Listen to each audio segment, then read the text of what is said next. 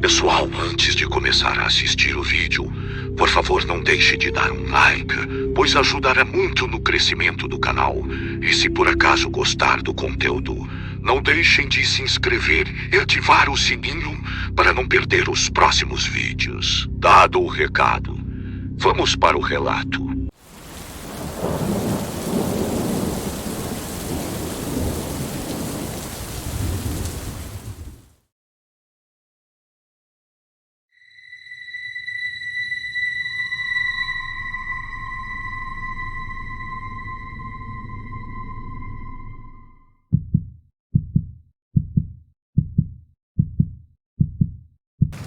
Boa noite, o meu nome é Fernando, sou do interior do Mato Grosso.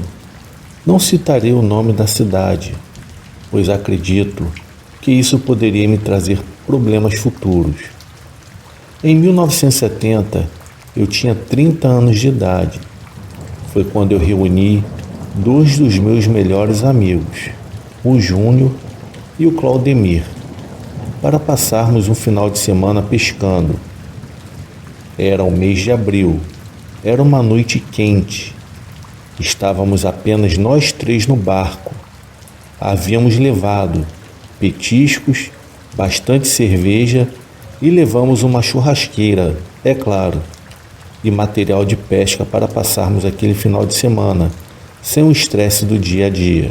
Saímos de casa numa sexta-feira à tarde, pegamos o barco e fomos de rio adentro. Paramos em um ponto chamado Porto Cercado, um local de pesca muito conhecido da região. Chegamos no local, jogamos a linha na água e começamos a pescaria. Tudo estava indo muito normal. Estávamos relembrando das merdas que fazíamos de quando nós éramos jovens e caíamos na gargalhada com cada lembrança. A noite estava bem quente. A cerveja gelada descia muito bem com aquele peixe frito na hora. A nossa noite estava indo maravilhosamente bem. Tínhamos tudo naquele barco: bebida, comida, os amigos e a resenha. Para falar a verdade, aquela noite estava sendo uma das melhores noites da minha vida.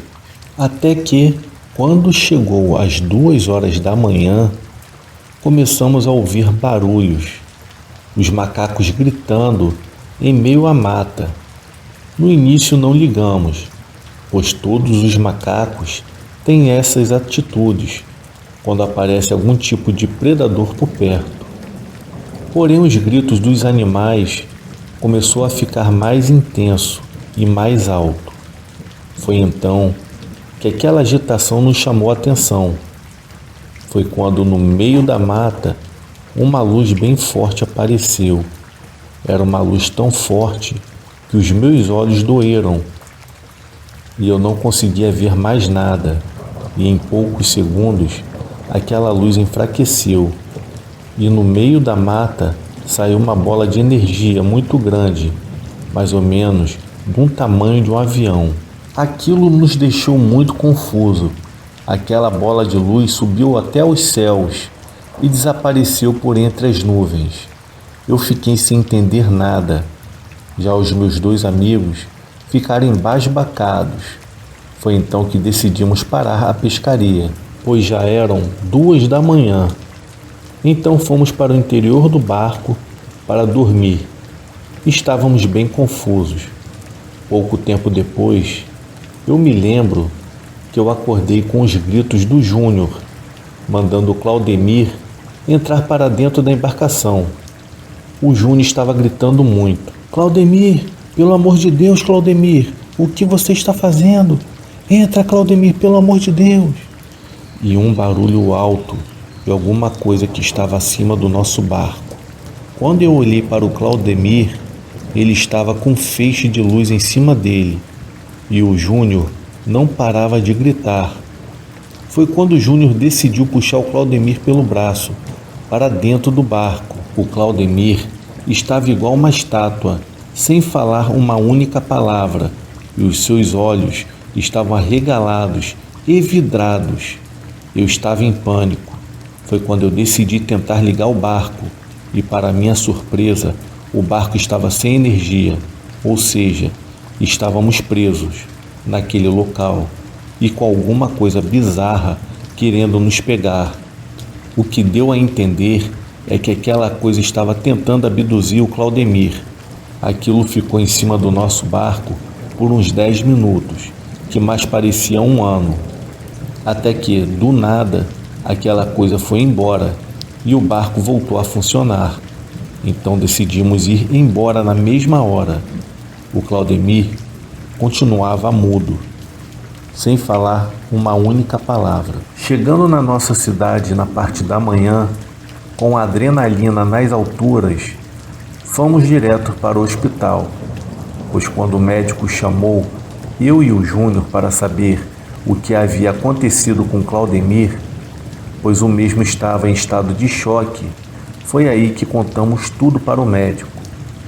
O médico ficou bem assustado e confuso. Pedimos para o mesmo para que não contasse a ninguém, porém, em poucos dias do ocorrido, algumas pessoas da cidade já estavam conversando sobre o assunto. O assunto em pouco tempo ganhou uma grande proporção e os comentários eram em cada esquina da cidade. Após um mês do ocorrido, eu havia recebido a visita de 2 homens muito bem vestidos. Eles estavam usando um terno preto com uma gravata vermelha e eles se apresentaram como funcionários do governo federal. O que eu estranhei é que eles tinham um sotaque bem pesado, parecendo uma pessoa estrangeira. Eles queriam saber de tudo, do início ao fim do ocorrido. O que eu achei estranho também é que isso eram 11 horas da noite e os meus 2 cachorros não haviam latido, pois eles têm o costume de latirem por toda a noite. Confesso que eu fiquei bem intrigado com a tal visita. Assim que aqueles homens foram embora, eu corri para ver os meus animais e, para minha surpresa, os meus 2 cachorros estavam deitados como se tivessem sido sedados.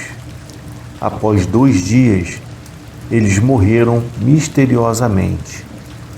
No dia seguinte, eu fui na casa do Júnior e do Claudemir para os informar o ocorrido. Segundo Júnior, esses mesmos homens apareceram por volta das 9 horas da noite e fizeram os mesmos tipos de perguntas que fizeram para mim. E com o Claudemir já foi diferente. Nem lá eles foram, segundo a mulher do Claudemir, já que o Claudemir estava falando com dificuldade devido ao trauma sofrido naquela fatídica noite. Uma coisa que eu me perguntei: será que esses homens não foram lá em Claudemir porque eles já sabiam que o mesmo estava totalmente limitado na fala? Bom, só foi um pensamento que eu tive. Pouco tempo depois disso, passaram-se alguns dias e o meu amigo Claudemir veio a óbito. Isso foi um choque para todos nós. E dias após a sua morte, veio o resultado da autópsia. E para minha surpresa, o Claudemir estava com excesso de radiação em seu corpo. E novamente um burburinho voltou a tomar conta da nossa cidade. Porém, as autoridades do local começaram a ocultar o motivo da morte do Claudemir. Em 2 semanas depois do ocorrido, eu comecei a observar que haviam pessoas diferentes que ficavam me observando próximo à minha casa. Por coincidência ou não, elas eram do mesmo estilo daqueles homens que foram lá em casa me questionar. Eram homens altos e brancos, terno preto e gravata avermelhada. As minhas noites de sono, que eram tranquilas, começaram a dar lugar a pesadelos com extraterrestres. Perguntei ao meu amigo Júnior se ele estava sonhando também, e ele me respondeu que sim, ele estava sonhando também. E foi aí que eu fiquei paranoico. Foi quando eu comecei a observar o céu nas noites de céu claro, e para minha surpresa, eu comecei a observar luzes misteriosas no céu. Isso foi com muita frequência.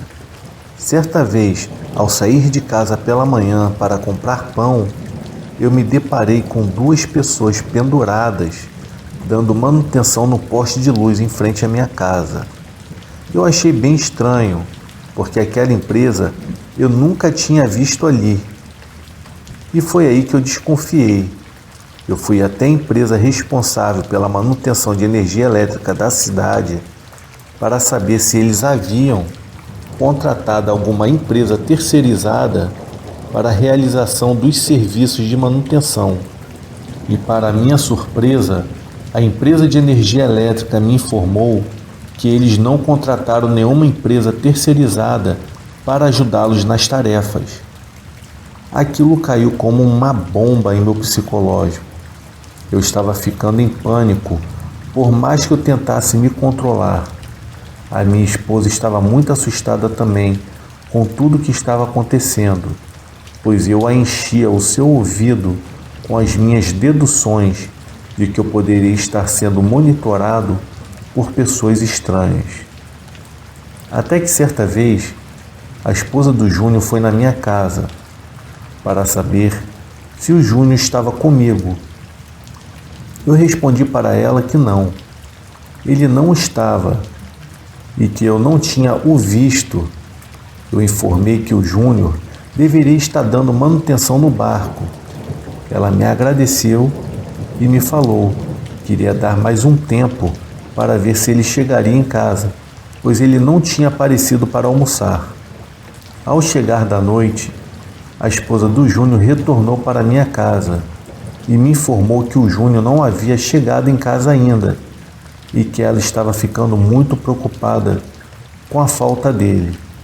Foi quando eu fiquei bem preocupado também e comecei a procurá-lo pelas redondezas próximas à nossa residência para ver onde o Júnior estava, e ninguém sabia. Procuramos em hospitais, delegacias e IML e nada do meu amigo Júnior aparecer. Após 3 dias, encontraram o corpo do meu amigo Júnior, o meu irmão do coração. O Júnior foi encontrado em uma mata, a 15 quilômetros de onde ele morava. O corpo do Júnior estava sem os seus olhos e sem a língua. Eu quase tive um treco, quase que eu infartei. Eu havia ficado transtornado junto da minha esposa ao saber daquela notícia. Dias depois do ocorrido, o primo da minha esposa, que trabalha no IML da cidade, chegou lá em casa. Eu estava muito abalado ainda. Eram 7 horas da noite.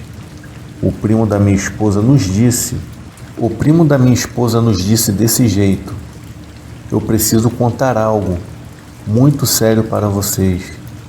Vocês não irão acreditar. Foi eu que fiz a autópsia no Júnior. Eu quero que vocês me prometam que essa conversa nunca irá sair daqui, pois se esta conversa vazar, eu poderei me prejudicar. Eu e a minha esposa falamos que nunca iríamos falar do assunto para ninguém. Então ele nos disse que quem fez aquela bizarrice com o Júnior usou um tipo de laser e os cortes eram perfeitos. Todos os cortes estavam cauterizados, ou seja, não havia nenhuma gota de sangue. Quem fez aquilo com o Júnior usou uma técnica que eu nunca havia visto na minha vida. E sem contar que retiraram todo o sangue do Júnior. E o mais sinistro é que todos os seus órgãos haviam sido retirados pelo seu reto. A minha esposa imediatamente o interrompeu e o perguntou: você está nos dizendo que o fígado, os rins e os pulmões foram retirados do corpo pelo ânus? O primo dela, com um semblante bem sério, confirmou que sim, balançando a sua cabeça. Em seguida ele completou: o Júnior não tinha nada no seu corpo, até o coração havia sido retirado, e quem o matou usou um tipo de equipamento que aspirou todos os seus órgãos pelo reto. Foi algo que eu nunca havia visto na minha vida. Aquela técnica eu desconheço, assim como o equipamento que ele fez aquela bizarrice. O pior foi a fisionomia do rosto do Júnior. Ele estava com um semblante pesado e de pavor e medo, com aquela boca aberta, como que se tivesse tentado gritar por ajuda. Eu vou confessar a vocês, eu já fiz muitas autópsias, porém a do Júnior me marcou demais. Ele estava terrível, era tenebroso. O sinistro é que vieram 2 homens estranhos lá na sala de autópsia para acompanhar todo o procedimento feito no corpo do Júnior. Eles se apresentaram sendo do governo federal, informando que não era para eu falar nada para ninguém sobre o que eu havia visto na autópsia, pois se a informação dos detalhes da autópsia vazassem, eu teria problemas. Após o primo da minha esposa nos contar tudo aquilo, eu confesso que eu fiquei em choque. O meu medo me congelou e, ao olhar para minha esposa, eu percebi que ela estava em choque também com tudo que acabara de ouvir. Uma coisa era certa, eu queria naquela hora era sumir dali. Após o primo da minha esposa ir embora, eu e a minha esposa tivemos uma conclusão. A carta da vez seria eu. Eu seria o próximo a ser abatido. Foi aí que decidimos fugir da nossa cidade, a cidade no qual tanto amávamos. Deixamos tudo para trás. Hoje eu moro em outro estado do Brasil, onde eu e a minha esposa criamos os nossos filhos.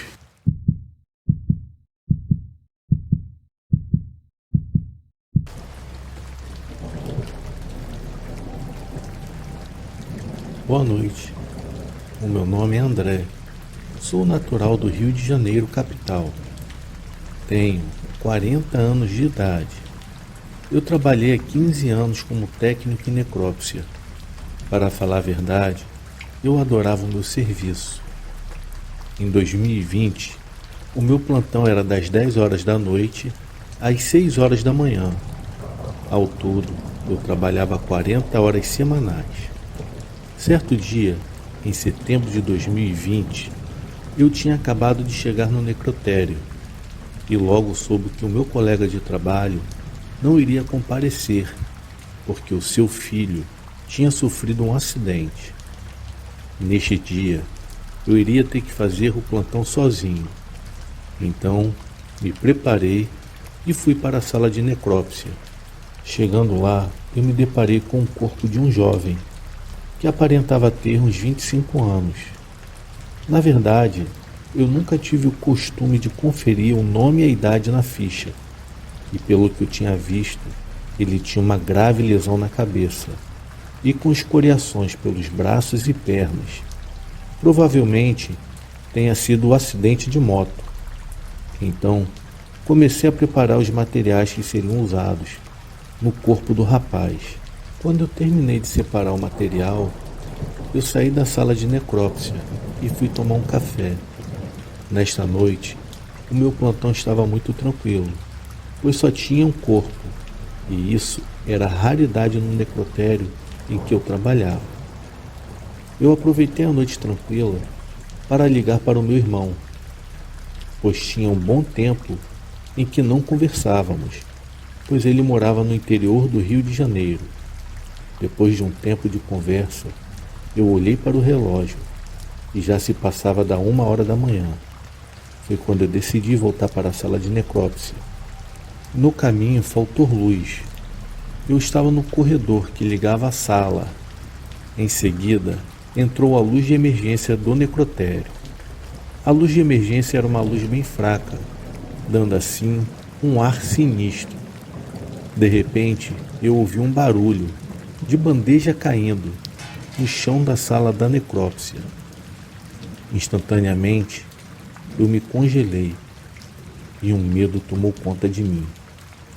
Em seguida, comecei a ouvir passos de alguém andando pela sala, onde seria realizada a autópsia. Fiquei confuso, pois não havia ninguém naquele ambiente. Acelerei os passos. Quando eu cheguei na sala de necrópsia, eu não podia acreditar no que os meus olhos me mostravam. Aquele cadáver estava de pé e de costas para mim. Eu fiquei em choque sem acreditar. Ele se virou em minha direção e quando eu olhei em seu rosto, eu vi sua cabeça estourada do lado direito, com a boca totalmente aberta e os seus olhos arregalados, apontando um dedo para mim. Eu gritei de uma forma como nunca tinha gritado em minha vida. Em seguida subiu uma dor no peito, uma dor muito forte. Parecia que eu iria ter um treco. E com isso, eu corri como nunca.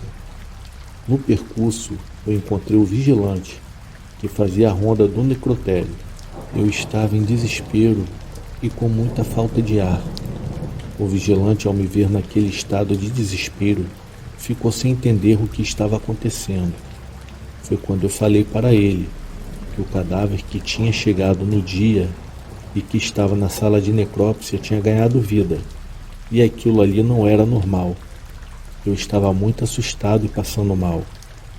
O vigilante fez uma cara de surpresa e em seguida ele me perguntou se eu tinha usado alguma coisa para ter alucinações, porque não havia chegado corpo nenhum naquele dia. Eu fiquei estarrecido com a notícia, pois eu tinha olhado o corpo e tinha separado o material para ser utilizado. Eu fiquei naquela sala por mais de 1 hora. Foi então que eu pedi para o mesmo me acompanhar até a sala. E chegando lá, eu tinha percebido que a luz havia retornado ao local. E para minha surpresa, não havia cadáver algum ali. Porém, a bandeja estava no chão. E o material continuava separado. Não tinha um pingo de sangue no local. E até hoje, eu fico abismado com tudo o que aconteceu. Depois desse dia, eu nunca mais voltei para trabalhar em um necrotério. Eu acabei fazendo tratamento psicológico por um bom tempo e levarei para sempre esse caso comigo.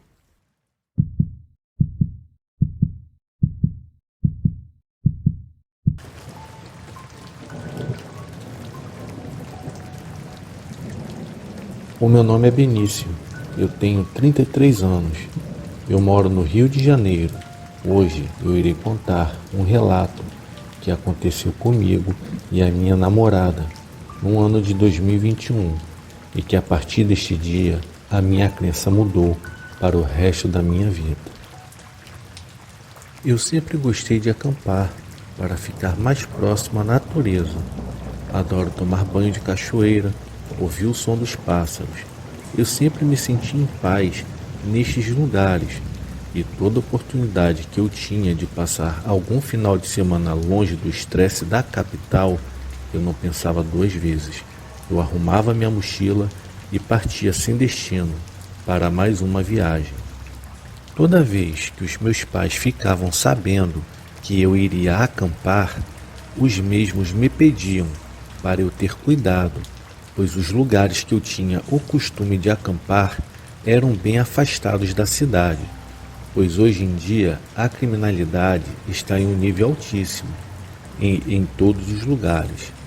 Porém, eu não dava muita ideia para estes tipos de conversa, pois em minha concepção, nos lugares no qual eu gostava de frequentar, além da criminalidade ser praticamente zero, eu preferia correr o risco, pois eu amava ficar afastado de todo o transtorno da cidade grande. Certa vez eu estava conversando com o Raul. O Raul era gerente da minha loja. Em meio a vários assuntos, surgiu uma conversa sobre lugares assombrados. O funcionário me contou que ele foi nascido e criado no interior do Rio de Janeiro e que o mesmo foi acostumado a escutar assuntos sobre coisas bizarras e sem explicações e que constantemente eram contados pelos seus pais e avós. Relatos estes que para um cara da capital, assim como eu, era praticamente fantasioso. Na verdade, eu nunca fui ligado nestes assuntos sobre assombrações, pois para mim, morreu, acabou tudo.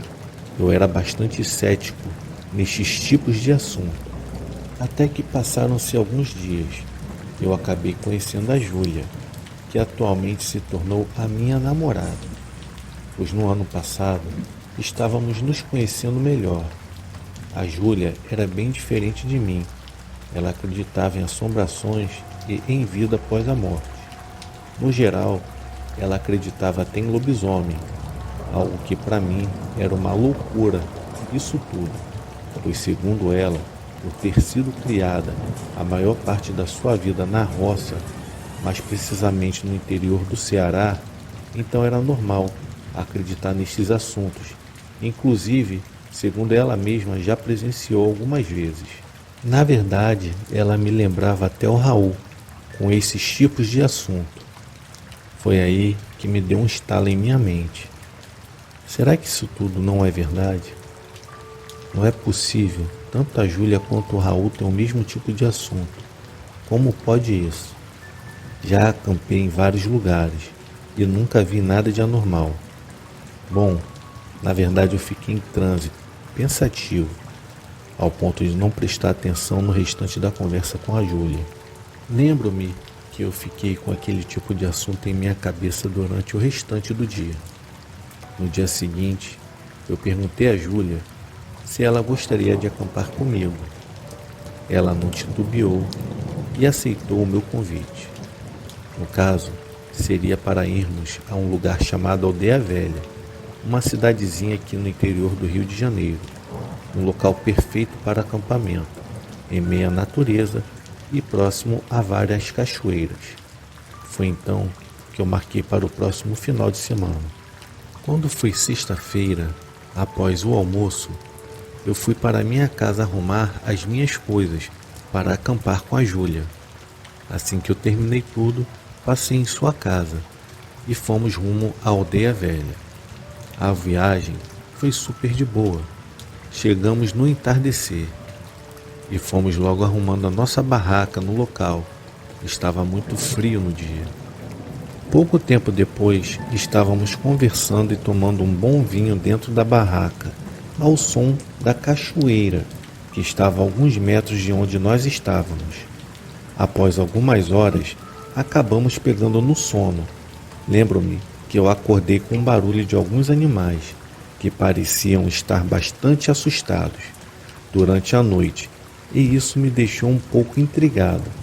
Clareei com a lanterna do celular o rosto da Júlia, e a mesma estava em um sono profundo. Foi quando eu abri a barraca para ver o que estava acontecendo, e como já era de se imaginar, não havia nada, literalmente nada. O breu era assustador. Achei melhor voltar a dormir.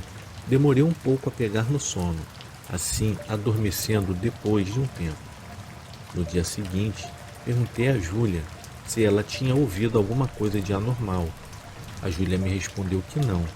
Ela não se lembrava nem da hora que tinha pegado no sono. Porém, ela me perguntou o que foi que eu havia escutado. Foi então que eu contei para ela dos barulhos de animais correndo assustado. A Júlia me falou que poderia ser algum predador de grande porte ou alguma entidade espiritual, pois muitas entidades ficam perambulando em meio à mata. Eu preferi acreditar no predador de grande porte, pensei comigo mesmo. Aproveitamos todo o dia de sábado. Fomos em algumas cachoeiras, porém, a cachoeira no qual a Júlia mais gostou foi a que tem o nome de Sete Quedas, que realmente é muito bonito o local. Aproveitamos para irmos ao centro da cidade, para comprarmos mais algumas coisas para passarmos a última noite. Lembro-me de termos chegado antes do escurecer.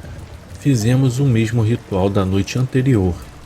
Conversamos de tudo, namoramos bastante, bebemos vinho e depois fomos dormir Até que então acordei assustado, com um grito de pavor da Júlia.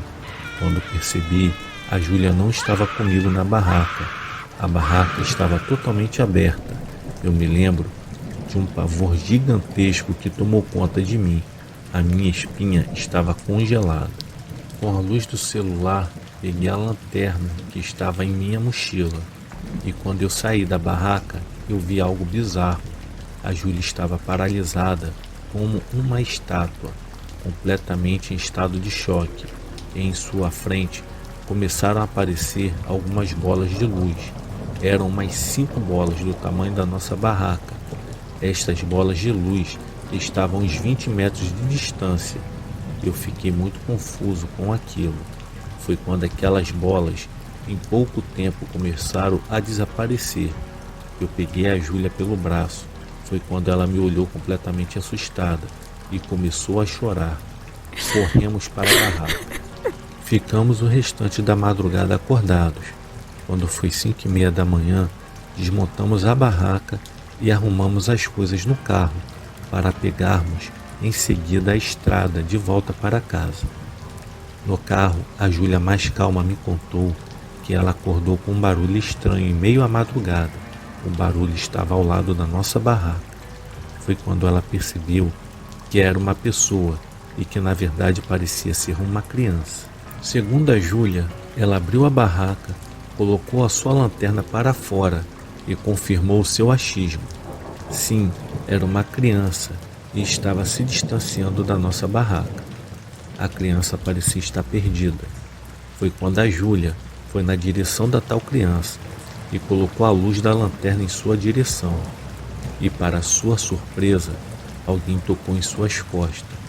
E quando a Júlia se virou e clareou com a lanterna, ela pôde ver um ser completamente cinza e os seus olhos eram negros. Era uma espécie de ser humano, porém diferente.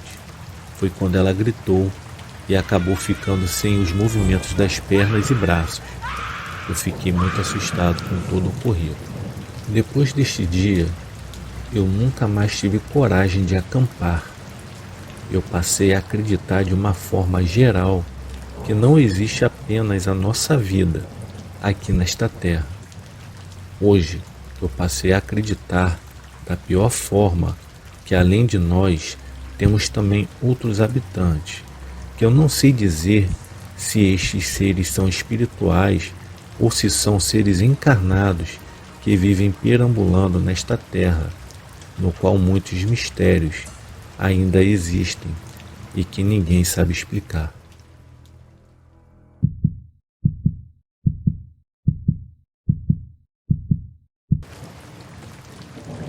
Boa noite, meu nome é Rafael, tenho 28 anos, sou engenheiro de software, sou um apaixonado pela natureza, gosto de fazer caminhadas em praia ou perto de cachoeira dentro da mata, sentir o ar limpo, tomar um banho de água cristalina e ouvir o canto dos pássaros. Porém, teve um passeio desses, no qual aconteceu uma situação muito bizarra. Para dizer a verdade, uma coisa bem assustadora. Eu tenho um amigo chamado Bruno. Ele trabalha comigo em um escritório. Temos o costume de sairmos juntos com a turma depois do expediente para tomarmos uma cerveja e assim colocar o papo em dia. Bruno chama bastante atenção por onde vai. Ele possui uma barriga bem grande que fica esticando a camisa. A sua barba é completamente fechada e escura e os seus óculos é de lente grossa com uma armação de cor preta e a careca dele é bem brilhosa.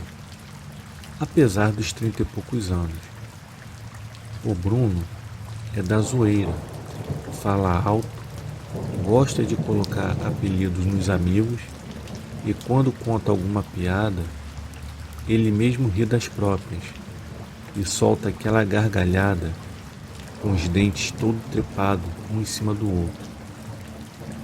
Mas quando está irritado, aquela cara engraçada dele se transforma numa cara bem séria. O cara vira um ogro, que bate em mesa, xinga sem medir palavras, ao ponto de colocar até o dedo na cara de qualquer um. Porém, o Bruno é uma ótima pessoa, apesar dessa bipolaridade dele.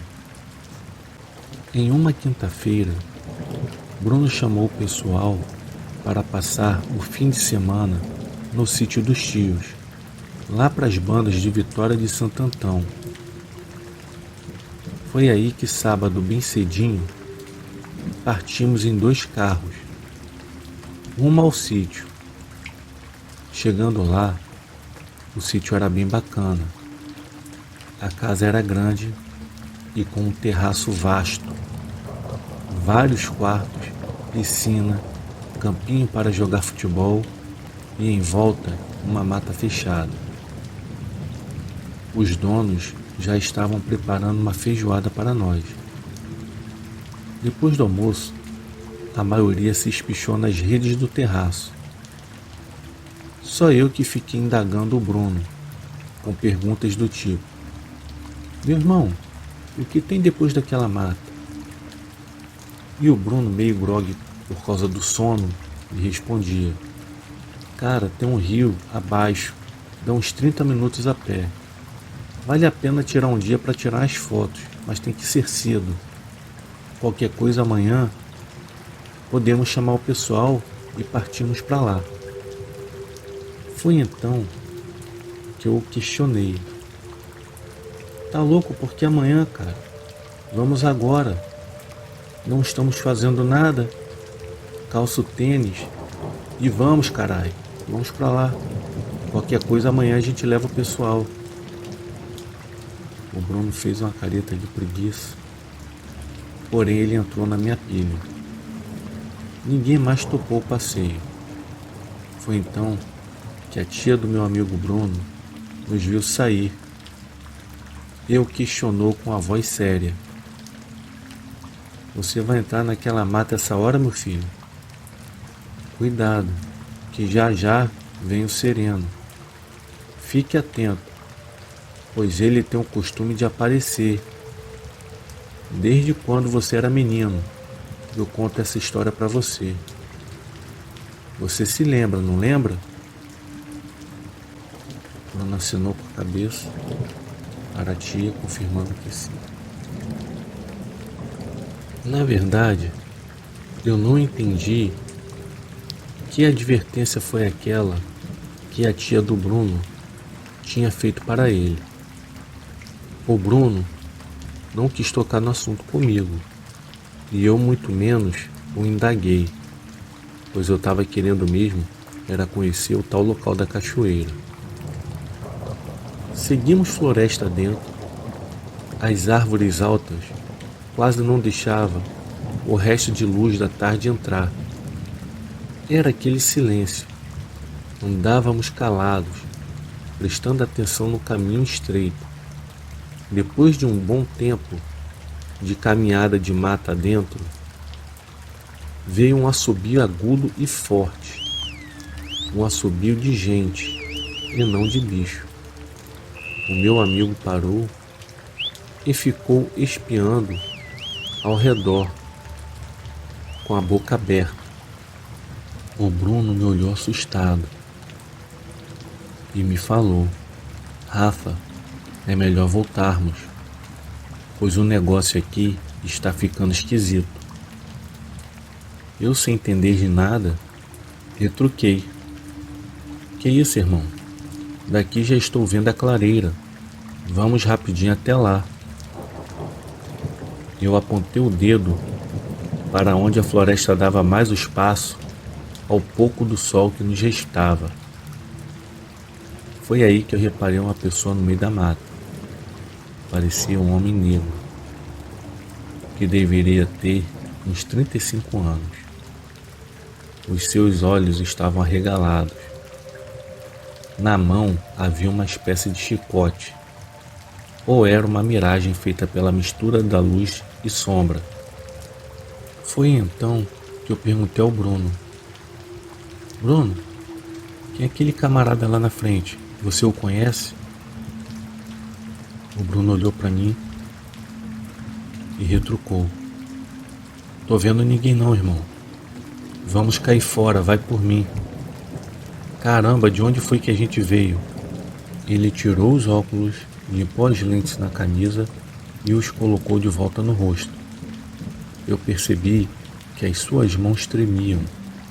Em seguida, ele coçou a careca e ficou com aquela expressão de quem está perdido e desesperado de medo. Prestei atenção na agonia dele e esqueci por um instante do tal homem estranho que estava no meio do nosso caminho, nos observando. Quando tentei vê-lo novamente, não estava mais em nenhum canto. Foi então que o meu amigo soltou um palavrão e me puxou pelo braço. O Bruno falava comigo num tom totalmente elevado. Ele estava desesperado. Ele falava comigo: Cara, vem logo, pelo amor de Deus, vamos sair daqui.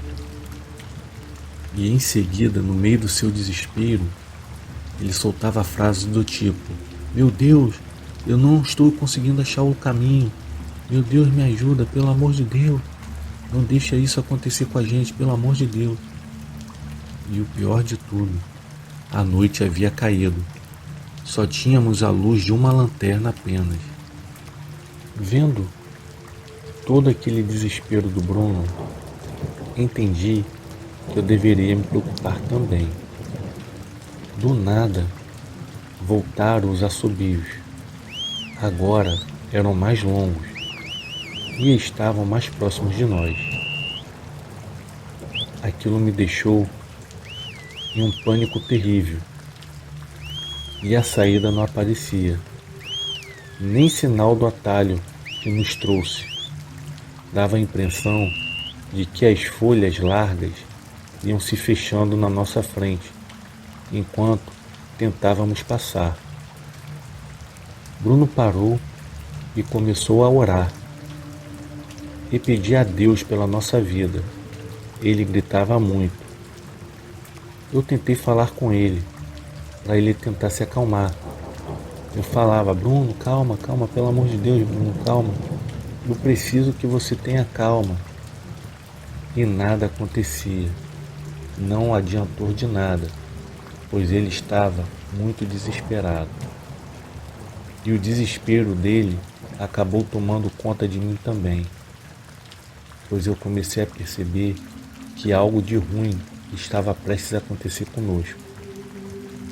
Mas a gritaria parou quando alguma coisa atingiu nas costas do Bruno.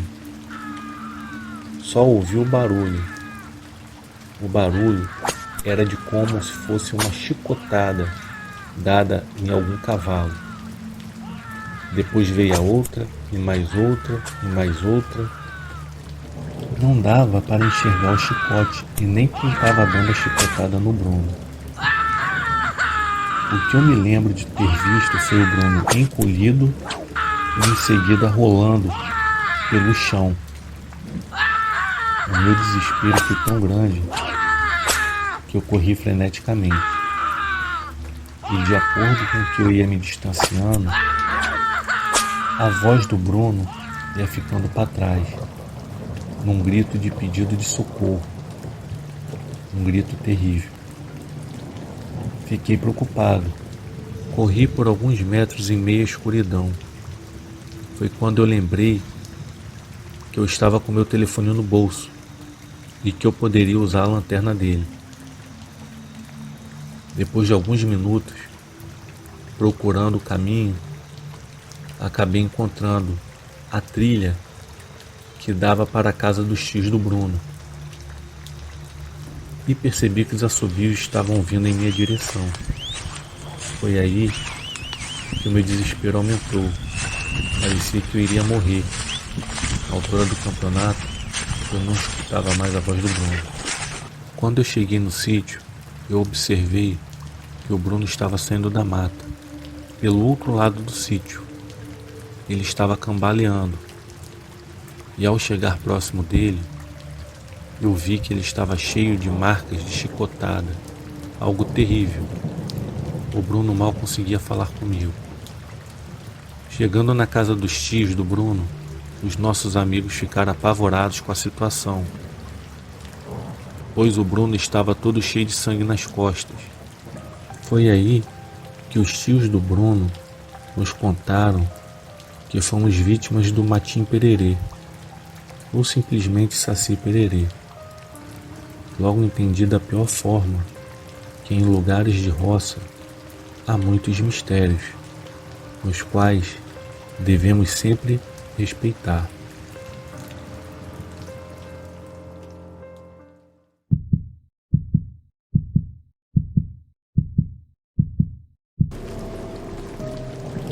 Meu nome é Júlio.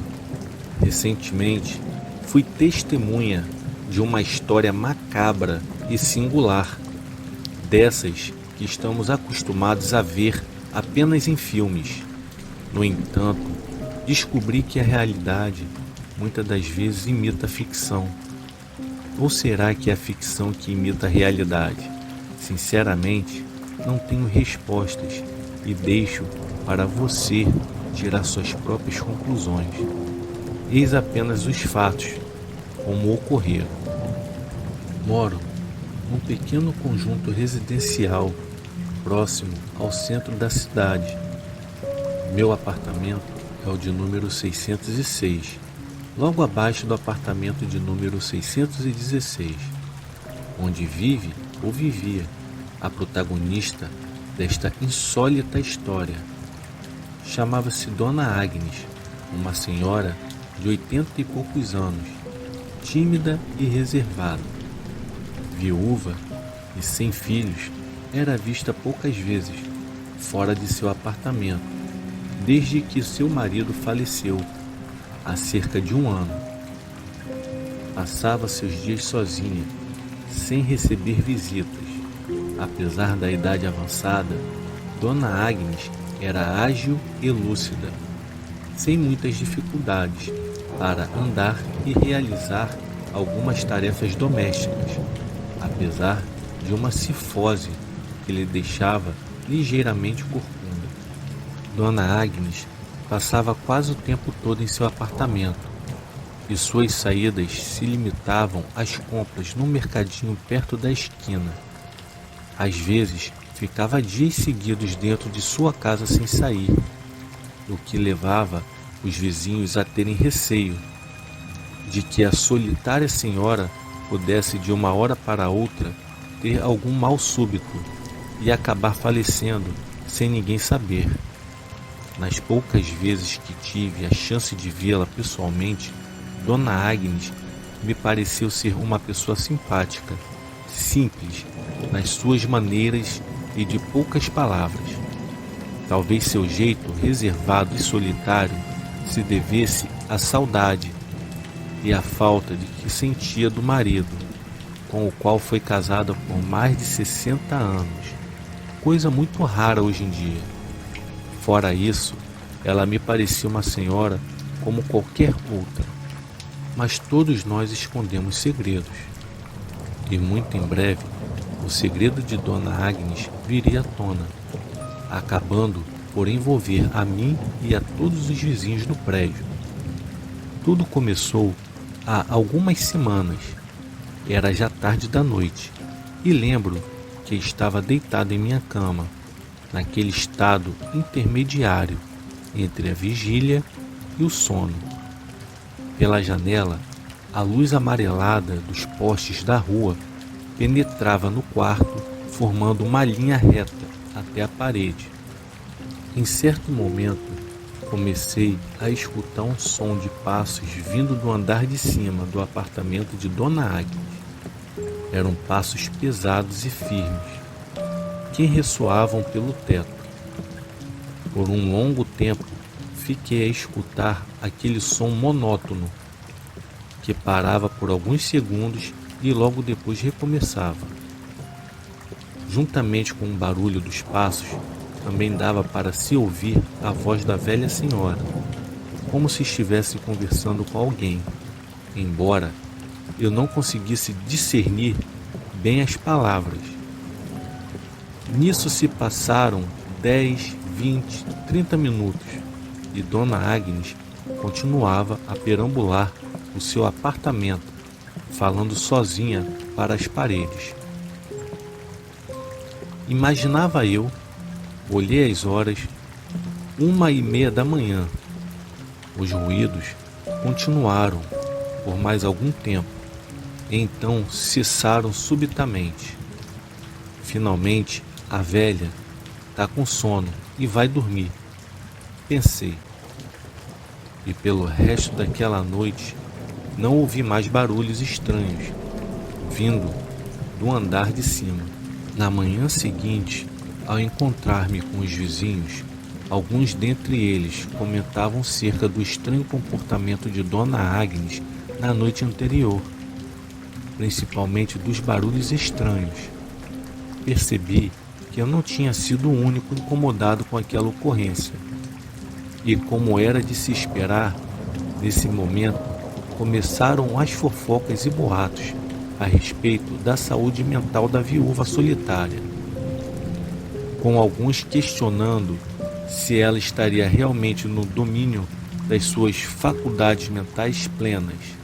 Pelo resto daquele dia, ninguém viu Dona Agnes sair de seu apartamento, mas aquilo era considerado normal para alguém que já passou dias seguidos trancada dentro de sua casa.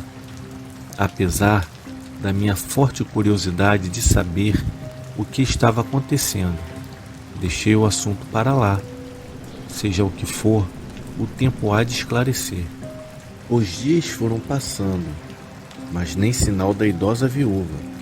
Dona Agnes permanecia em seu apartamento trancada e nenhum de nós sabia exatamente o motivo. Até que uma vizinha mais próxima, de nome Fátima, resolveu tomar uma atitude. Foi até o apartamento 616, deteve-se um momento e finalmente bateu na porta, rezando para que houvesse uma resposta do outro lado. Dona Agnes, sou eu, a Fátima, sua vizinha. Está tudo bem com a senhora? Sem resposta. Fátima podia ouvir o barulho da televisão ligada e imaginou que Dona Agnes talvez não tivesse escutado seu chamado. Tentou novamente, levantando um pouco mais a voz. Oi, Dona Agnes, a senhora está aí? Novamente não houve resposta, o que deixou a vizinha ainda mais aflita. Já ia começar a girar a maçaneta na intenção de abrir a porta, quando esta se abriu e ela pôde ver a figura corcunda e simpática da Dona Agnes surgir bem na sua frente. A velhinha lhe abriu um sorriso, arregalando os olhinhos miúdos por detrás dos óculos. Oi, minha filha, desculpe, eu estava ocupada lá no meu quarto, mas o que você deseja?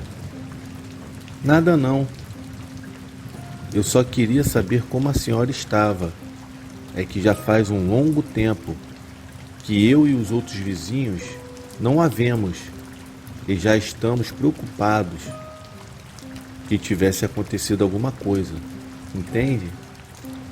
Respondeu Fátima, aliviada. Aconteceu algo sim, minha filha, e já faz um ano. Uma coisa que não deveria ter acontecido. Dona Agnes ficou um breve momento em silêncio, olhando para trás, como se procurasse alguma coisa. Mas não se preocupe, querida, eu estou bem. Quer entrar um pouco?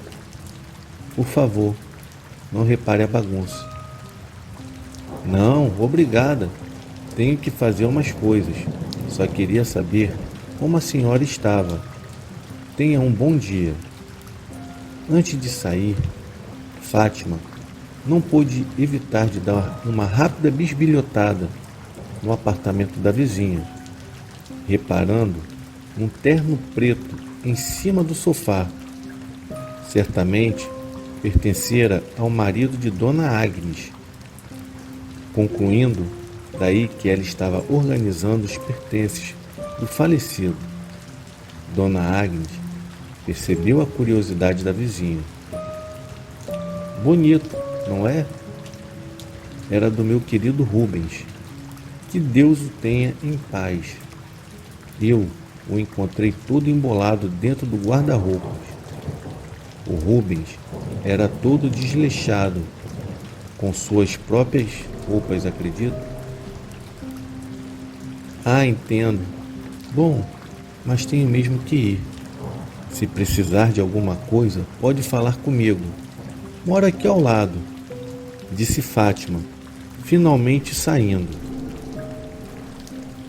Aquela visita da Fátima ao apartamento da vizinha serviu para tranquilizar a mim e aos demais vizinhos quanto ao repentino sumiço de Dona Agnes, pois apesar da solidão, aparentemente estava tudo bem com ela. Então esquecemos o assunto por algum tempo.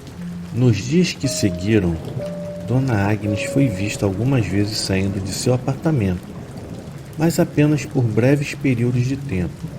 E em algumas destas ocasiões, ao regressar, trazia consigo um grande saco grosso e velho, apesar da nítida dificuldade em carregar aquele peso. Ela se recusava a deixar que alguém a ajudasse. O porteiro, ao se oferecer gentilmente para ajudá-la e perguntando o que tinha dentro do saco, recebeu uma resposta nada educada. Não é da sua conta. Saia daqui e me deixe em paz, seu moleque.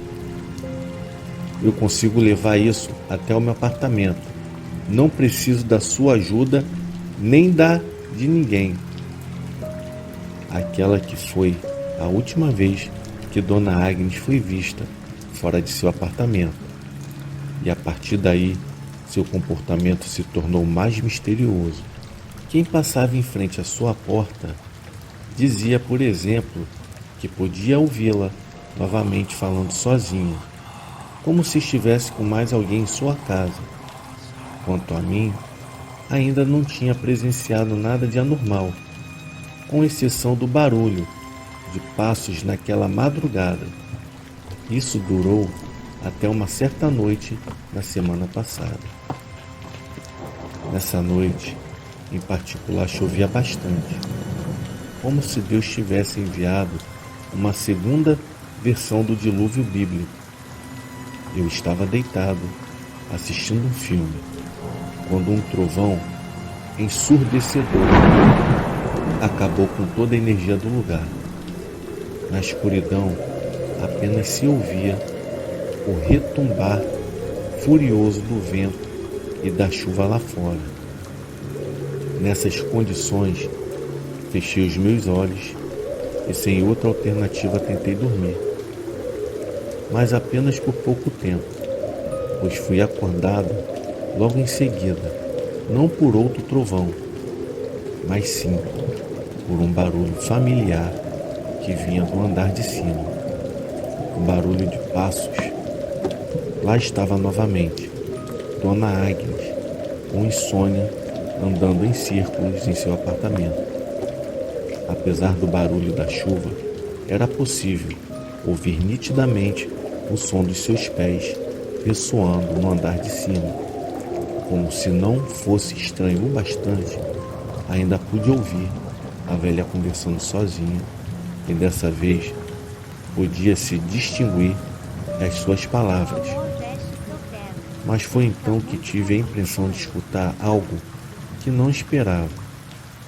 Confesso que aquilo me deixou assustado, pois o que ouvi foi uma outra voz, uma voz rouca e desconhecida. Aquela conversa ficava cada vez mais estranha. Com quem ela falava? Apesar de assustado, a minha curiosidade foi maior e continuei a tentar escutar, mesmo sabendo da falta de educação que é ouvir a conversa alheia. Mas Dona Agnes permaneceu calada por um breve momento e então continuou. Pronto, está confortável assim. Sim, a outra voz respondeu. Sim, não foi uma alucinação auditiva, nem minha imaginação. Não restava dúvidas. Havia outra pessoa com Dona Agnes naquela noite escura e tempestuosa. Minha intuição já me dizia quem poderia ser essa pessoa, mas na minha mente racional se recusava a acreditar. Depois desse breve diálogo, apenas o barulho da chuva se ouvia e o apartamento de Dona Agnes voltou a ficar em silêncio. Ainda fiquei esperando alguma coisa acontecer, algum novo barulho estranho, mas foi em vão. Voltei para a cama e pouco tempo depois levei um susto quando vi a TV ligar sozinha, revelando que a energia havia voltado. Adormeci, ainda pensando naquela misteriosa segunda voz que respondera a Dona Agnes momentos antes. Aquela foi a última vez que eu ouvi a voz de Dona Agnes. Pelos próximos dias, ela não saiu mais do seu pequeno apartamento. Nem eu e nem os vizinhos mais próximos voltamos a ouvir seus passos tarde da noite ou escutar alguma conversa estranha em seu apartamento. Tudo era apenas um sepulcral silêncio. Certo dia, ao encontrar-me com Fátima, resolvi lhe contar sobre as coisas que ouvi naquela noite de tempestade, inclusive sobre a voz desconhecida. E para minha surpresa, ela também tinha ouvido algo parecido naquela mesma noite. A cada dia que passava, o mistério do estranho caso de Dona Agnes só aumentava. Mais e mais dias se passavam, e sem nenhum sinal da velhinha, e mais uma vez aquela sensação de que havia algo errado tomou conta de mim e dos vizinhos. A situação chegou a tal ponto que tivemos que intervir. Nos reunimos e fomos até o apartamento da viúva. Éramos em torno de 7 vizinhos, com Fátima tomando a frente. Chegando até a porta, ela falou: Dona Agnes, sou eu, Fátima e mais algumas pessoas. A senhora está aí? Já faz muito tempo que não a vemos. Dona Agnes? Mas Dona Agnes não respondeu. Esperamos algum tempo e nada dela abrir a porta e nos dar alguma satisfação. Fátima novamente bateu na porta várias vezes. Chamou-a e novamente não houve resposta, apenas o silêncio. Um dos vizinhos, já impaciente, aproximou-se da porta e começou a empurrá-la, mas estava trancada. Então, deu um forte pontapé, terminando por arrombar a porta. No mesmo instante, um fedor terrível nos atingiu em cheio. O apartamento inteiro estava impregnado pelo forte cheiro que fez um dos vizinhos a vomitar ali mesmo. Apesar disso, com os narizes e bocas cobertos, adentramos a casa de Dona Agnes à sua procura, mas nenhum sinal dela. Porém, ao nos aproximarmos do seu quarto, sentimos o fedor ficar ainda mais forte. Alguém abriu a porta lentamente e o que vimos lá dentro foi uma cena macabra que vai ficar para sempre gravada em nossas memórias. Deitada na cama estava Dona Agnes, morta já há alguns dias, ao lado de um esqueleto vestido de terno. Eram os restos mortais de Rubens, o seu marido morto. Naquele momento, ficou claro para mim e para todos com quem Dona Agnes vinha conversando todas as noites. Parece que existem amores que nem mesmo a morte consegue separar. Descanse em paz, Dona Agnes.